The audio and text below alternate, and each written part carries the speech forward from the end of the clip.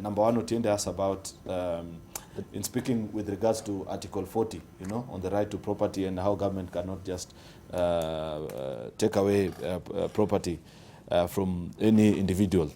He asked if this land was lawfully acquired, how it was acquired. I want to tell Otiende that these people acquired their land just the same way you acquired yours in Rarieda. They went to a government office, did a search, paid the money that was needed, got a title together with a seal from the government of Kenya. So government must respect the sanctity of title deeds. Number two, whether this disputed area is inside the Mau Forest. I want to repeat for the 100th time. There is absolutely no report that in all reports that government has commissioned, it speaks to this particular area as not being part of the forest. The only part of the forest, the only thing that is close to it in one of these reports is that it speaks to the fact that these are people who are living extremely close to the forest, that they will be prone to human activity inside of the forest by the same people. And therefore, there is a need for government to see if there's a possibility of moving these people further away from the forest.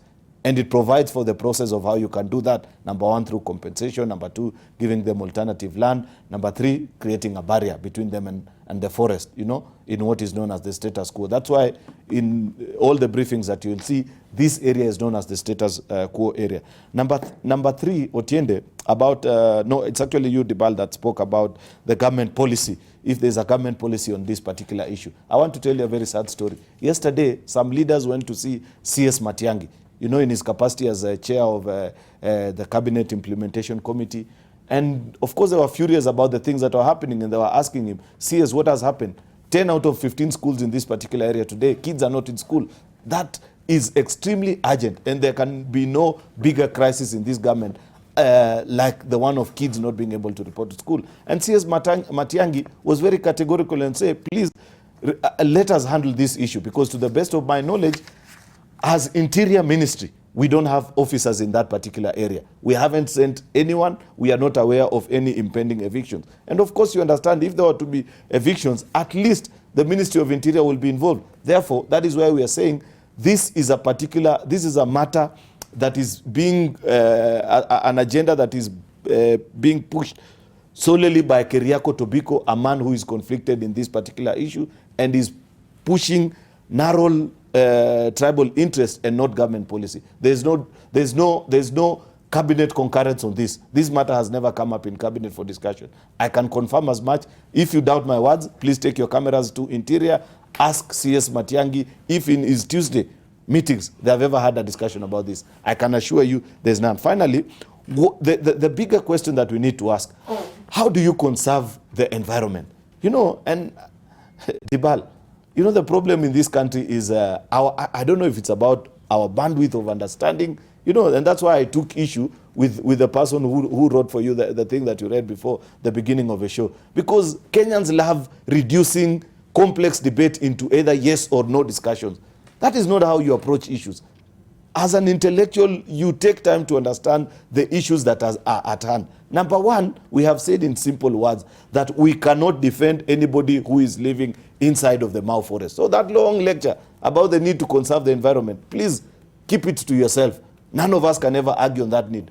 But the question that we need to ask, CS Tobiko, having been in office for 2 years, what have they done about the areas that were previously had human activity and people were evicted in 2005, 2009, and 2018? The sad reality, Dibal, if you take your cameras there, is that there is absolutely nothing that has been done about it, which is extremely sad, because the logic is not that once you kick people out, the forest grows back by itself. There is a process through which you reforestate and you ensure that the places where there was destruction, you plant trees and you protect them to ensure that the forest thickens up again as it used to be and it returns to its natural form. As we speak, there is absolutely no plan of doing that. There are people just who believe that the minute you run the debate on national TV that people should get out of Mau, that Mara River will fill up. It will not happen that way.